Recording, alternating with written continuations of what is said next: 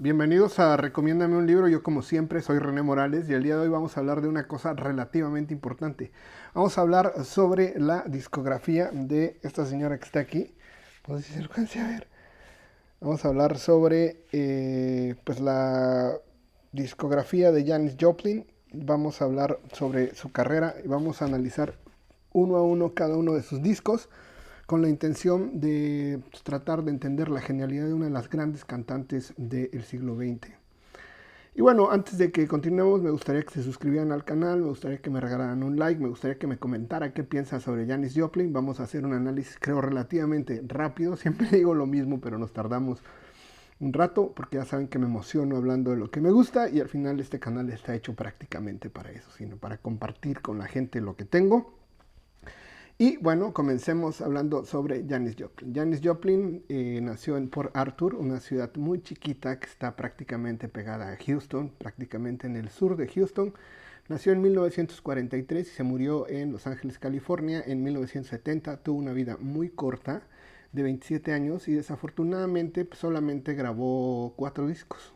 Y digo desafortunadamente porque sin duda tenía una carrera verdaderamente importante, pero pues debido a problemas relacionados con el alcohol y el consumo de heroína, pues eso se volvió un verdadero problema. Fue un icono de la cultura hippie, fue básicamente el icono femenino de la contracultura en los años 60 y sin duda es una de las mujeres más influyentes de la música relacionada con el rock and roll. Verdaderamente es una genio y pues sí, desafortunadamente falleció prácticamente a la misma edad que Jimi Hendrix, a la misma edad que Jim Morrison y a la misma edad estos 27 años que se vuelven una verdadera tragedia. Pero bueno, ya hablamos un poco de la vida de Janis Joplin y vamos a hablar antes que todo de su primer disco. Esto que traigo aquí, esto que está aquí. Se llama Big Brother and the Holding Company. Originalmente no era Janis Joplin como solista, sino pertenecía a un grupo. Prácticamente ella, cuando era muy joven, dejó Texas, se fue a vivir a Los Ángeles, básicamente se fue a vivir a San Francisco, hizo una carrera muy importante en esa ciudad. Comenzó a tocar en distintos lugares, básicamente es toda una generación de artistas que se volvieron muy populares. Y tendríamos que decir que este disco que se llama Big Brother and the Holding Company, pues se grabó en 1967, es un disco muy chiquito de 33 minutos, básicamente pues, la lanzó al estrellato, porque como todos sabemos, como les venía diciendo, pues ella ya había tocado como en varios lugares, se había hecho muy popular, pero cuando tocó en el Monterrey Pop Festival, pues alcanzó una fama verdaderamente increíble. Y tendríamos que decir que en este disco no todas las canciones las canta ella, pero sí tiene cierta peculiaridad muy importante. Y vale la pena decir que la canción The Last Time fue compuesta por Janis Joplin. Woman is Loser también está compuesta por Janis Joplin y verdaderamente es una belleza de principio a fin, un disco fundamental dentro de la historia de la música. Creo que nos presenta una Janis Joplin que está como comenzando su carrera, empezando como a pues, hacerse como visible y acomodándose en unas cosas y en otras. Y pues no fue tan bien recibido por la crítica, pero digamos que ese año de 1977 tenemos el primer disco grabado por Janis Joplin. Vamos a analizar el siguiente disco, que es este que tengo aquí. Básicamente los tengo todo en orden. Este es el Cheap Thrills de la misma banda que se llama Big Brother and the Holding Company, que es el primer disco que Janis Joplin se vuelve prácticamente la cantante del grupo. Este disco se grabó prácticamente en 1968, prácticamente había, no sé, había pasado un par de meses desde su primer disco y decidieron grabarlo. Es una joya. Esto sí rompió récords totales, creo que vendió en el primer año una cosa así como 500,000 de discos. Vale la pena mencionar que la portada, que es una portada hecha por Robert Crump, uno de los grandes caricaturistas de Estados Unidos y que colaboró y que si siguieran pues en este orden, son prácticamente todas las canciones. Y es la primera vez que varias empresas se habían interesado como en el trabajo de Janis Joplin porque habían visto la calidad de voz que tenía y CBS Records comenzó a darse cuenta de que había algo ahí muy interesante. A mucha gente le gustó, a mucha gente le pareció muy muy interesante y pues sí, este disco rompió prácticamente todo lo que se había hecho en el disco anterior. Vale la pena mencionar que tiene una versión ahí que se llama Summertimes de George Gershwin, uno de los grandes compositores norteamericanos, una ópera hecha por negros compuesta en jazz, pero que se hizo muy popular por Ella Fitzgerald, por varios cantantes de jazz, y ella hizo una versión increíble, fantástica, y también se recuperó una canción de los años 40 de una cantante que se llama Big Mama Thornton, una canción que se llama Ball and Chain, que vale la pena mencionar que es una canción tradicional que habla prácticamente acerca de la esclavitud, y nos llama muchísimo la atención que esta mujer de Texas al final haya terminado recuperando gran parte de la tradición del jazz, del blues, y este disco prácticamente venció todo lo que se imaginaban acerca de la carrera de Janis Joplin. Y bueno, después de eso tenemos su tercer disco, que fue un disco pues que ya prácticamente estaba en el estrellato total. Con este disco que se llama, aquí lo tengo, denme un segundo porque tengo que estar moviendo un par de cosas, porque si no luego no sale en cámara. Ay, perdón.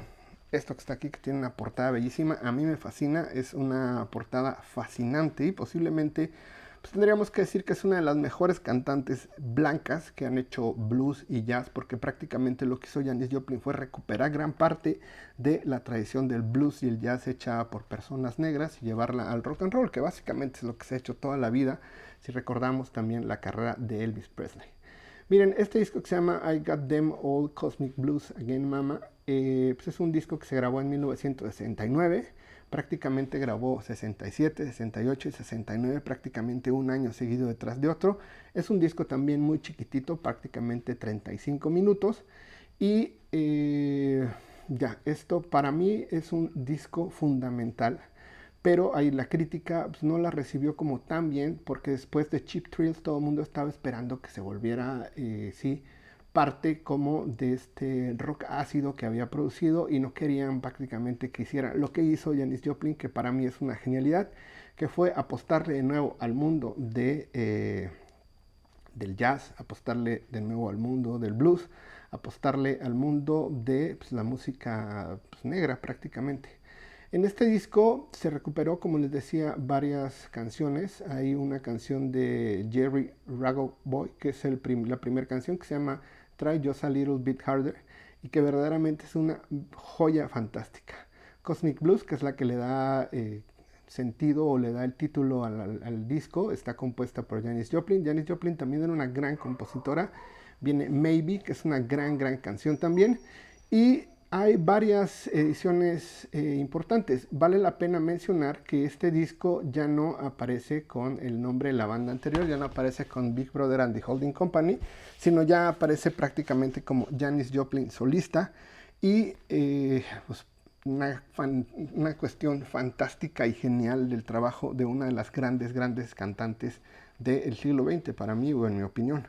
Y bueno, un disco que termina pues prácticamente con la carrera de Janis Joplin y nos habla un poco de la tragedia de esta señorita, y es este disco que se llama Pearl, que es un disco que ya no se grabó como venía grabando Janis Joplin 67, 68, 69, sino que descansó en 1970, en 1971, cuando prácticamente fue un año muy trágico. Comenzó a grabar Pearl, que es esta joya que está aquí, tiene una silla victoriana, ella vestida con toda la actitud hippie del mundo, y vamos a ver qué nos dice por aquí la información que tengo. Se grabó prácticamente en Columbia Records, se grabó más o menos en 1970, como les venía diciendo, y apareció en 1971, apareció prácticamente 5 o 6 semanas después de que había muerto. Janis Joplin tuvo un problema muy serio de alcoholismo, como ya les había dicho, un problema muy serio de consumo de heroína, y pues este disco está, digamos, 3/4 partes terminado, y nos dejan ver la genialidad total de Janis Joplin. Incluso hay dos canciones que una no tiene música porque pues prácticamente se llama Mercedes Benz, que compuso también la misma Janis Joplin, Y pues desafortunadamente no alcanzó a grabar como la música. Y hay otra que se llama Get While You Can, que desafortunadamente nada más se escucha la música porque no alcanzó a grabar la voz. Y desafortunadamente pues vemos una carrera de una gran artista interrumpida por el mundo de las drogas, interrumpida por pues, el infortunio de no ser lo suficientemente inteligente para hacer un consumo responsable, y la irresponsabilidad de ella nos privó de una de las grandes carreras que prácticamente se terminó con 4 discos. Y pues ahí está, ya hablamos de Janis Joplin, hablamos sobre la genialidad de esta cantante, y me gustaría que se suscribieran al canal, nos faltan 3 para que lleguemos a 1000. Me gustaría que me regalaran un like, me gustaría que me comentaran qué piensan de Janis Joplin, si les gusta o no les gusta, qué piensan de esta colección que tengo, si tienen alguna, compártanmela. No puse los discos en vivo porque creo que solamente quería hablar de lo que se había trabajado en estudio, y sin